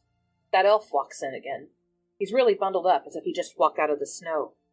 He takes off his hat and coat. "How's it doing?" says the elf. "She's fine," says Grayson. "A good eater, just started walking. I'm trying to teach her to talk." The baby coos and gurgles and reaches its arms out toward the elf. He says, "It's hard when I don't talk much myself." The elf frowns. He says, "Gray, you can't call it a her. You can't get attached. It's not a person. It can't be a person. Please don't tell me you named it." Grayson looks away. He says, "Alviva." The elf rolls his eyes and says, "Aelfgifu, are you kidding me?" Grayson looks back to her. He says, "I never got to have kids of my own, and I mean, from a purely tactical standpoint, I don't want her to run away when she gets older. She needs to feel loved." The elf says, "Loved? It's a bomb, Gray! I bred it for the sole purpose of blowing up a monster. You should be keeping it in your basement, not playing with it." I watch as he scornfully gesticulates at her. Grayson stands up and says, "Well, if you care so much about how I raise her, then you take her." The elf says, "You know I can't do that. And Fee can't take it either. Both of us have our missions. This is yours." Grayson picks up the baby and says, "Well, when I start telling you how to fulfill your missions, feel free to tell me how to fulfill mine." The elf looks angry. He says, "You're lucky the Gesh spell didn't tell you how to raise the child." Grayson says, "Yeah, and you're lucky it's not any looser on me. As long as I have some say over this kid, she's going to get to live her life." Oh, Alviva. Well, fuck Stellaris. Yeah. We have got to have some fucking words. Yeah. Bondar. I don't like the word bread. No, that's No. really alarming, actually. I don't like the word bread either. That is... Oh. Elves live a long time. How long? Oh, humans and elves' lifespans. Oh, goddess. Oh, Ethel, have mercy. I mean, I was bred too. It's not the... It's not the same thing, Arturos. It's like a... It's like an... Did your family have you, like, cattle, basically? There's a difference between a pedigree and a breeding program. Though we don't know if that's what it meant. Right. It's oh, fuck. Isn't it Gesh? Is a spell. That's a spell, yeah. It creates a compulsion. It's something where you can't... Juliana, like, closes her eyes like she's reciting from memory. It creates a compulsion. It can't cause them to do anything that would harm themselves, but every day they don't go along with the spell, it hurts them, and it lasts for a while, but if you're a really, really, really powerful caster, it can last for ever, basically. So Grayson kind of had to be my dad. But... No. He didn't have to be your dad. He just had to keep you alive. He chose to be your dad. Yeah. Yeah. That's true. As you talk about this, the particles start to rise into the air again. I see Grayson reading a letter. He's older again. The age when Aelfgifu knew him. And by now he looks like she remembers him. He looks out the window. I look too, and I see Aelfgifu. She appears to be standing out on the grass, arms outstretched with berries balanced on her limbs and head. Some birds are fluttering around her. What are birds? At least We just wrote a... we just don't know. At last she groans and drops her arms, and the birds flutter away. She looks disappointed.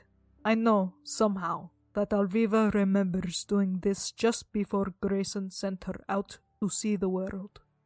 It could only have been a year and a half ago. Grayson smiles and then frowns again.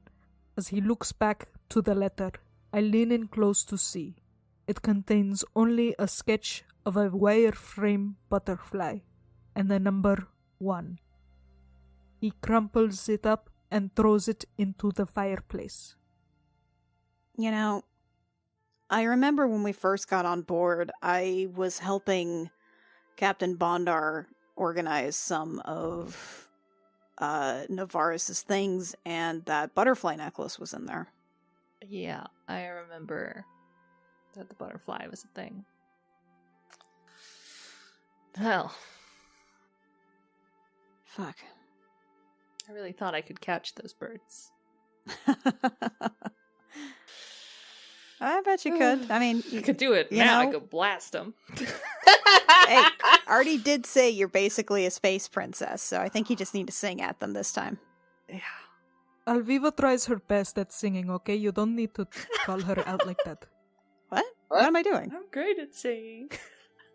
What? What? I didn't say you weren't. Look at my What? charisma, Rio No, that, stuffer. like- What happened? What just happened? Princesses No, sing at birds. What's happening? Yeah, no, but like the Aviva's singing is so terrible, she explodes the birds. Or you sing so high. I've seen Shrek. As you try and laugh to shake off the tension, Uh-huh. Exactly. one last vision starts to coalesce from the particles around you. I stand in the house. It's empty.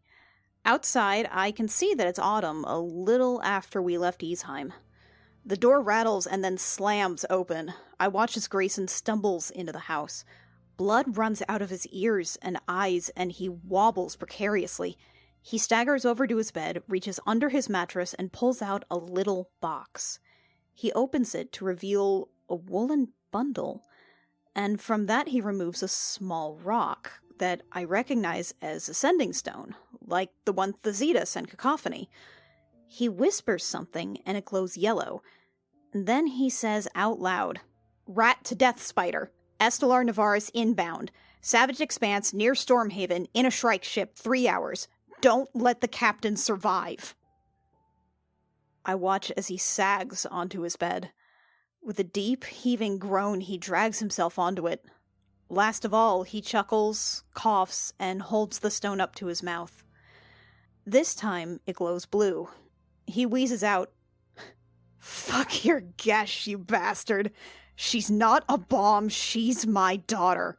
I said she'll get to live her life, and I meant it." Grayson thrusts the rock at the wall.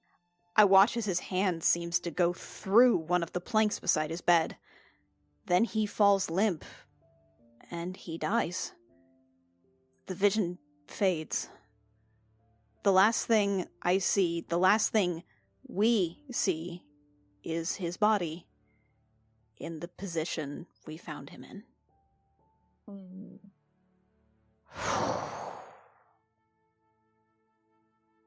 He said Death Spider, right? Yeah. That's the type of Nyogi ship. Yeah, it. That's the reason that we met Bondar at all. Did it to save you, Viv. Alviva's gonna get up and just, lean out a window for a bit. As you lean there, you feel a presence behind you and realize it's Kieran, and he puts a hand on your shoulder and says, "That's so much. I'm sorry." Thank you. I mean, I wanted answers, and I figured they weren't gonna be easy. He, awkwardly lifts his hand up off your shoulder, almost like he doesn't know how to express himself, and he just kind of turns around and sits down again. Okay. Deep breath. Alviva comes back. Sits down. Hey. Hey.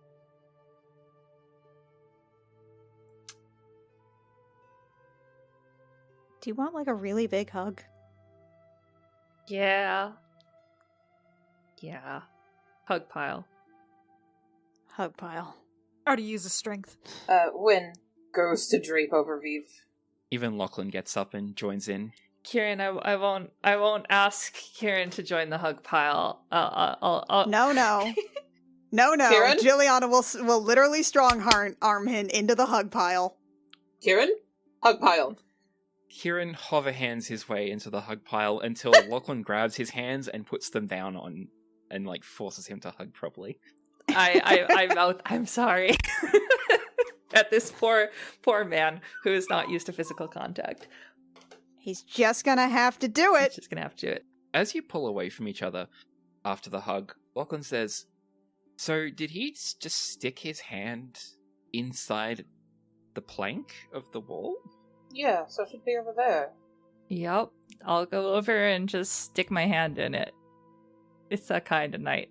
So that plank, when you touch it above his bed, is actually on a hinge. And it's like a cat flap. And you reach in and you feel a few items inside. I pulled them out. Inside, you find 3 things. The first is a sending stone. It appears to be inert, as if the stone or stones on the other end of it have been deactivated, have been destroyed. I resist the urge to fling it into the woods. You can fling it into the woods if you want, just straight out the window. Okay. But you will smash glass if you do. Well, I wouldn't do that. No, I opened a window to get some fresh air. There is an open window. All right. I'm throwing Then a yeah. rock at it. That's fair. You give the rock the apple treatment. Exactly. There is also a necklace with a wireframe butterfly on it. Mm. And last of all, there is an envelope. Oh boy. Oh jeez. Alright. I'm gonna crawl back into the cuddle pile and read it there. Okay. The letter reads, Dear Aphira, if you find this, I am probably dead. So is Estelar. I'm sorry. It was the only way, but this isn't the way. You may have loved him, but I hope you agree that he could not be allowed to go on like this.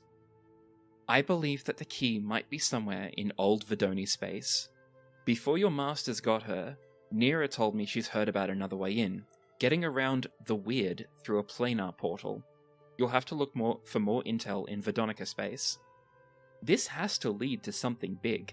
They were surely working on a way to fight back, and even if they failed, they still killed Varengar, and that would have been nearly impossible without leaving behind a record.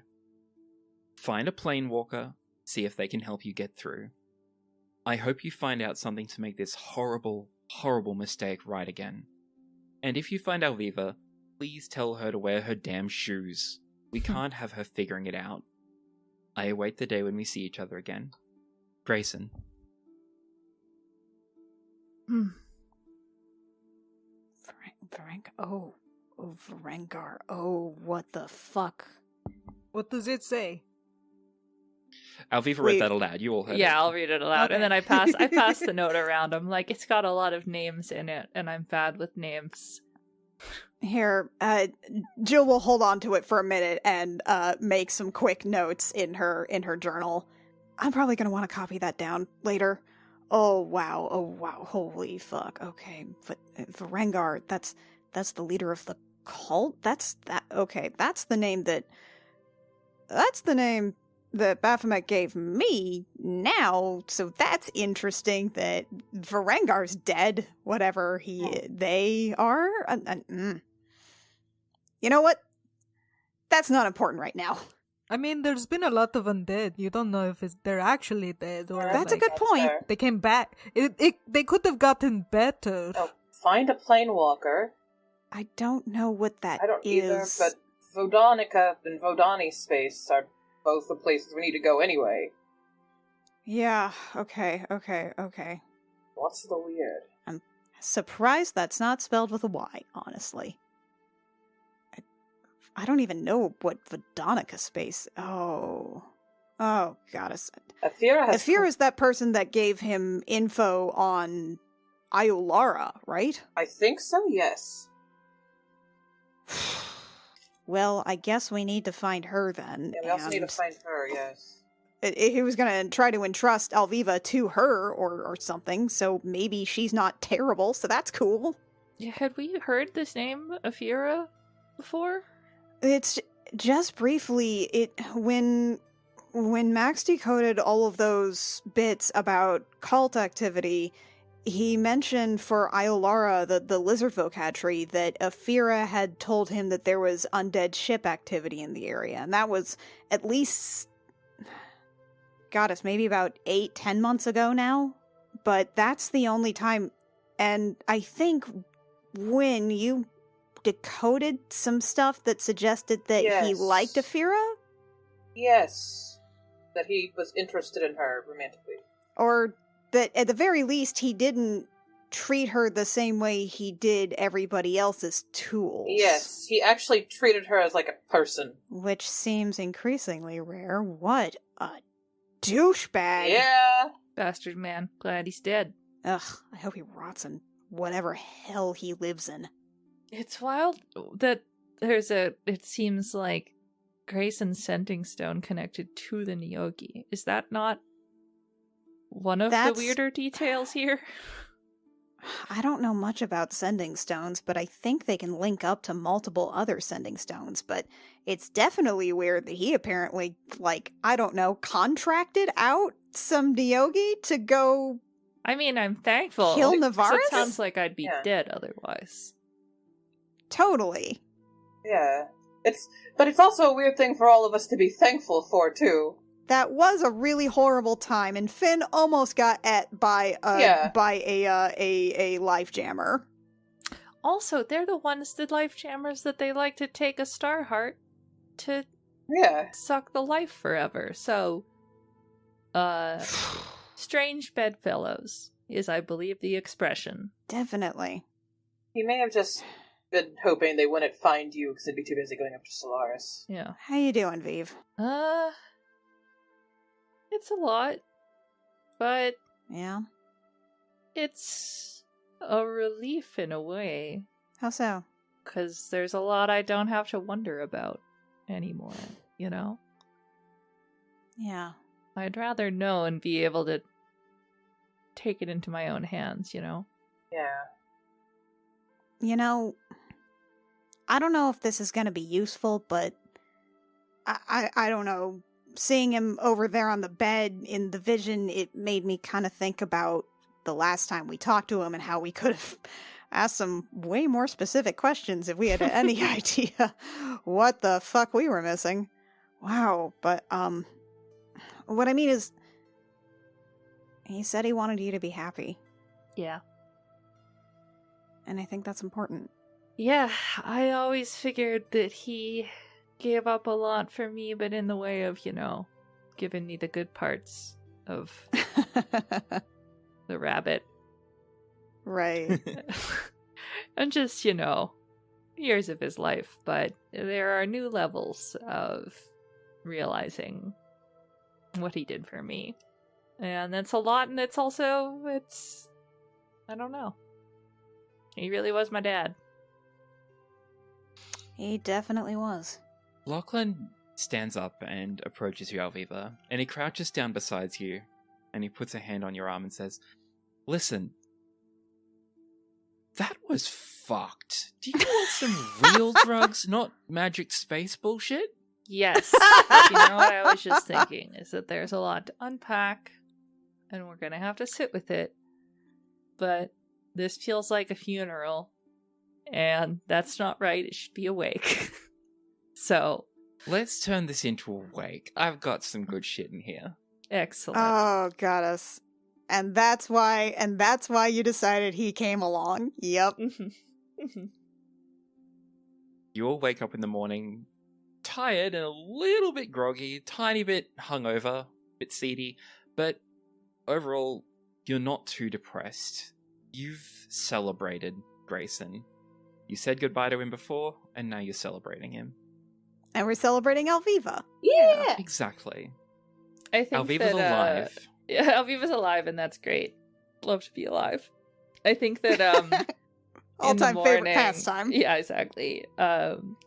She either leaves a note or lets someone know, and then kind of like goes out for a while, does a little bit of hunting, just to like, for old time's sake, and also nothing beats fresh meat. My God. Brings back breakfast and takes the time to kind of clear her head. Juliana's 100% the last one to roll out of bed. Yeah, roll out of bed to the smell of breakfast cooking. That will do it. Lachlan is just kicking himself for not bringing coffee. It's fine. It's fine. I was like, is there a tea or something?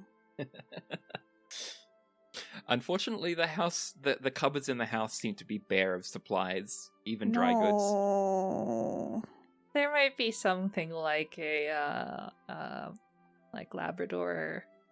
There might be some shrubs that they're not the worst tea, kind of like rose hip Or some kind tea. of bark. Yeah, fair. Yeah, there's some bark. I can scrounge something. Great.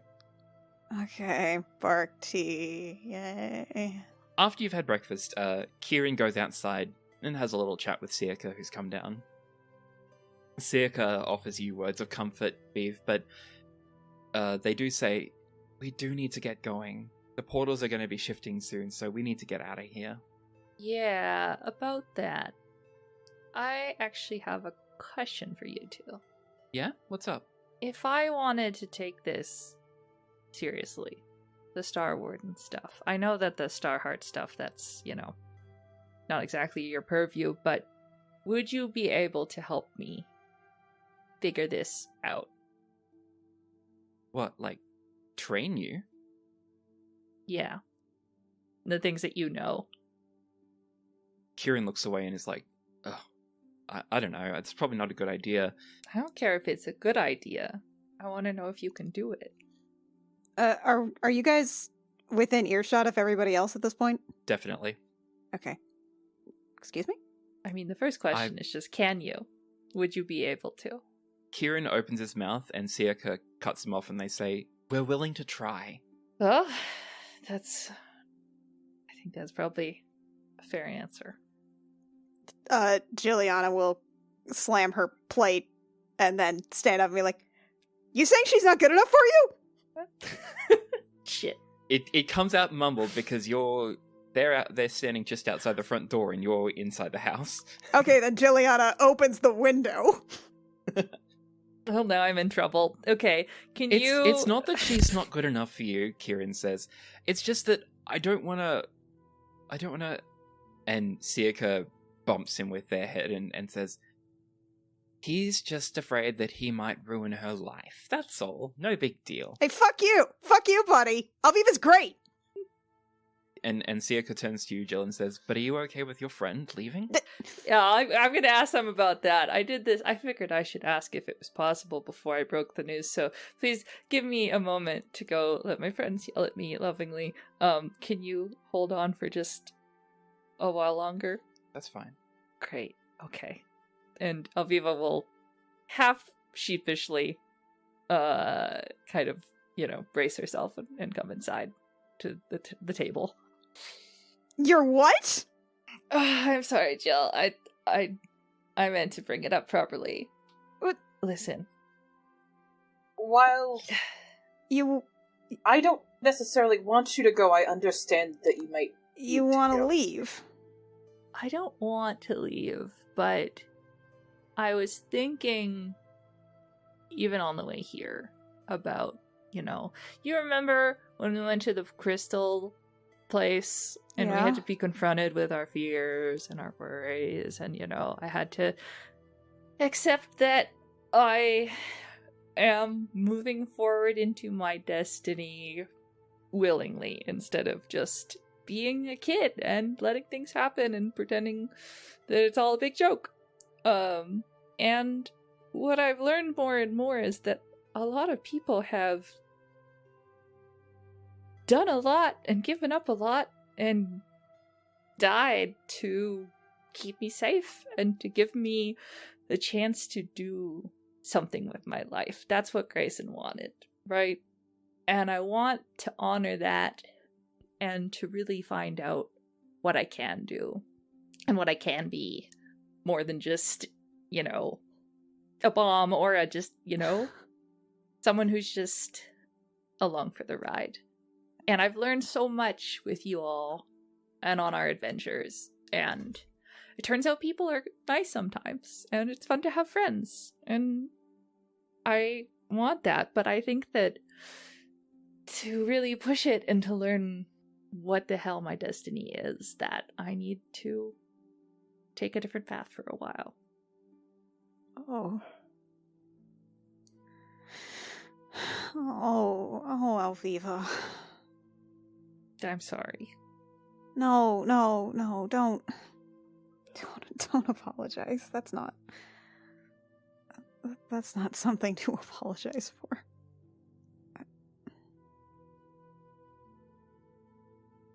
I'm gonna become the biggest badass you've ever seen.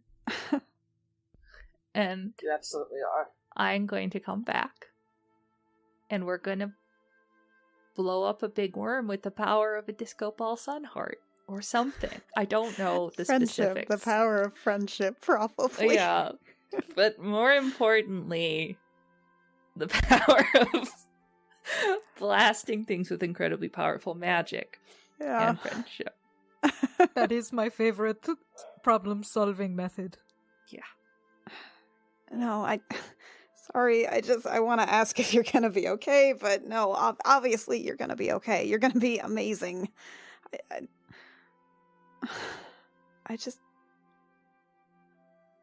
I'm sorry, it's happening kind of fast. Let somebody else talk. I need to go just kind of pace around the room a little. I understand, Viv. It hurts. Saying goodbye always does. But we'll see you again soon. And you need to do this, and I trust you to be able to do it, and I love you. You're one of my best friends. And I want you to go into this knowing that if you're in like a dark moment with Stirka and Kieran, if you're struggling or the darkness seems overwhelming as you figure out what you can do, just know that there's a bunch of bozos here who love you. Yeah. I love you guys too. Alviva Artie. and Artie puts his hands on Alviva's shoulders. It's okay to not know. It's okay to not know what you want to be. Sometimes you hitch a ride and you make some mistakes, and then you find some family. So whenever you're ready, you can come back to the boat. And you know what, Viv? Honestly, the one you're screwing over most here is Artie, because you just got this Starheart thing and you're very warm and cozy, so Nap Squad is losing the coziness almost as soon as it gets it. I know. I don't know how I'll live I'm the without true Nap victim Squad. here. I know. I'm the worst victim. You can use my bunk sometimes if you want. Just don't do anything in it. Okay? How could I use your bunk without doing anything in it? I could... Wait. Hold on. Ow, my head. Having one of those things, a headache with pictures. I'm gonna miss the ship and the Nap Squad and the boyfriend's drama. I'm very happy for you, by the way. Jill, Thanks. you're gonna sort shit out. As you say that, Siaka nudges Kieran forward and whispers and like lifts their massive head up and whispers something in his ear. And Kieran goes, "Oh yeah," and he pulls out a matching insignia to Alviva's one from around his neck, and he hands it over to the party and says, "So you can talk to her when you need to." Thanks. Oh, good. I was going to insist that you start spending your sending budget on me, but I guess now you won't have to. Jill is going to pick up Alviva and sweep her up into a hug. Like, are you kidding me? Of course.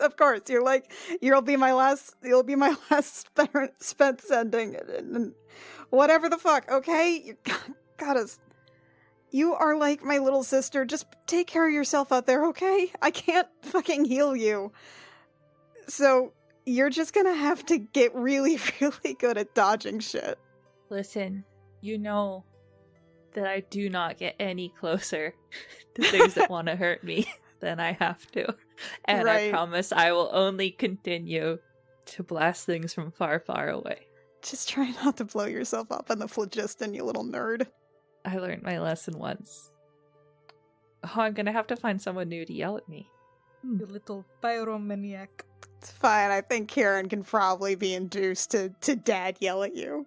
It's good. I need it. And, you know, you guys look after yourselves, too. I mean, you're losing the wisest member of your party. Check that is smartest? Wisest? Shit. My wisdom's 20. There was something that you were like really, really better at than me or something. I'm somethingest. Yeah. It's not strongest, but it's I think you might be the something. smartest. I might be the smartest, which is a terrifying statement. Okay, well we'll look into this old Vidoni space thing, and we'll let you know what we find, and we'll be really annoying about messaging you a lot. Good. Be like old times. It's been a long time since I've actually felt annoyed around you all anymore, which is a weird statement. Oh no, Given. you're gonna make me start crying again. Oh. Well, I know it's sudden, and I don't do goodbyes. Don't But- forget to stop by the ship and tell them all too, and Oh no, somebody's... Oh, I don't wanna. You gotta, please. And also, you'll need to, Yeah. get your stuff, and... Oh... well, at least you'll have breadsticks with you. Nobody's gonna bite my ear anymore. I'm gonna tell Lawnmower to bite your ear. It'll be hard. See the giant snail. Jill, you feel like a scrabbling at your ankle, and Breadsticks is actually there, and she shimmies up your leg, and then pops her head out, like she goes under your clothes, like a little rat, and then pops her head out your collar and nips your ear one last time. Draws blood for old time's Thanks, sake. I still don't know Yeah. what you're gonna do with that blood. Breadsticks doesn't understand personal space. Also, I have a better idea. Hey, Lachlan. Yeah? What's up? Oh no. Remind Jill of Breadsticks now and then. Give her a little bite on the ear. Alviva! Hey. He blushes to a deep pine green. Juliana turns deep red too. Oh no. Wait, you're allowed to bite How each dare other? you. I'm gonna miss you, Beef. You be good out there, you know? But don't be Thank that you. good. Treat Juliana right, or I will come back and explode you. I will live in fear. Good. I know Lachlan said be good out there, but don't be that good, okay, Viv? Okay. Save the best smutty books for me when I get back. We'll give you a full book report. Make sure to steal a few books for yourself. Alright, I'm gonna go I will. politely threaten Kieran. Okay. She will go out. We don't have to actually do that part, but she will go out. She will have words with Kieran. Yeah. There's a lot of animated gesticulating from Jill and grave nodding from Kieran. And then she'll basically just give a thumbs up to Circa because she doesn't have to worry about them. Yeah, they're fine. Siaka's fine. So you all load up onto Siaka's back, and they take you back to the ship. You put out the fire in the house, you leave it nicer than you found it, but you do head back to the clearing with the ship. There are more tears, more hugs, more crying. Bondar is stoic. Kara is dismissive. Veli gives you a very mechanical, awkward hug, as if they're trying to act like a fleshling. Oh, it's okay. You can act like a plant. I bet it's like the Gravity Falls awkward twin hug. Just pat, pat. Pat, pat. And they said, oh, okay, that's fine then. And then they reach up, and from one of the stalks coming out of their head, they close their eyes, and it blooms. A bud appears, and it blooms into a bright red rose. And they reach up and wince as they pluck it off their head. And they say, don't worry about this, it'll die in like a day or two, but here. And they give you a rose from their head. Oh my god. Wow. Alviva's just like jaw drop, blushing so hard. Just like They stammering. are some kind of rose bush. Thank you. None of this weird plant romance stuff, you hear? This is just because you're my friend, okay? Okay. Thank you for clarifying. These were confusingly mixed signals, but I appreciate your friendship, Rose. You're my friend also. Thank you. I'm sorry about the weird plant stuff. It just keeps happening to me. It's okay. I don't blame you. Hurst gives Okay. you a massive hug, and Lawnmower and Dewey all give you their goodbyes. But the last thing that the party sees of you, Alviva, is you mounting up on Circa with Kieran. And Circa takes off, and you all watch as Alviva flies off into the rising sun. Woo!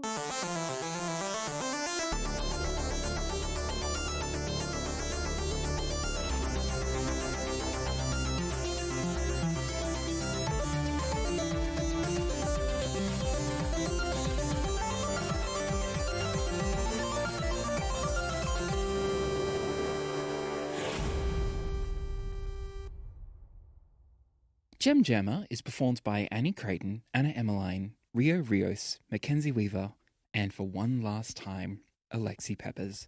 Thank you, Alexi, for everything you've brought to this show. We will miss you, and we wish you all the best. Our cover art is by Canary Witch, who can be found at canarywitch.carrd.co, and our character art is by Rio Rios, who can be found at riorios.com. Our opening and closing music is by Saad Akhtar Ali. For bonus content, such as Jilliana's private diary, and as homebrew stuff, and early releases of our other show, I Will Fight You, our Patreon has it all from only $1 a month at patreon.com/thegemmjam. Thank you so very much for listening. Stay safe out there, and we'll catch you next time. Where did you guys end up eating at the Mariners game? You know, that was the sad thing, was that Oh, no. we had it's just we had such a good brunch that it was like Yeah, that's true. There's so much food there, but we were so full of brunch. I think I got peanuts because I was like, I gotta have You kind of have to, the yeah. experience.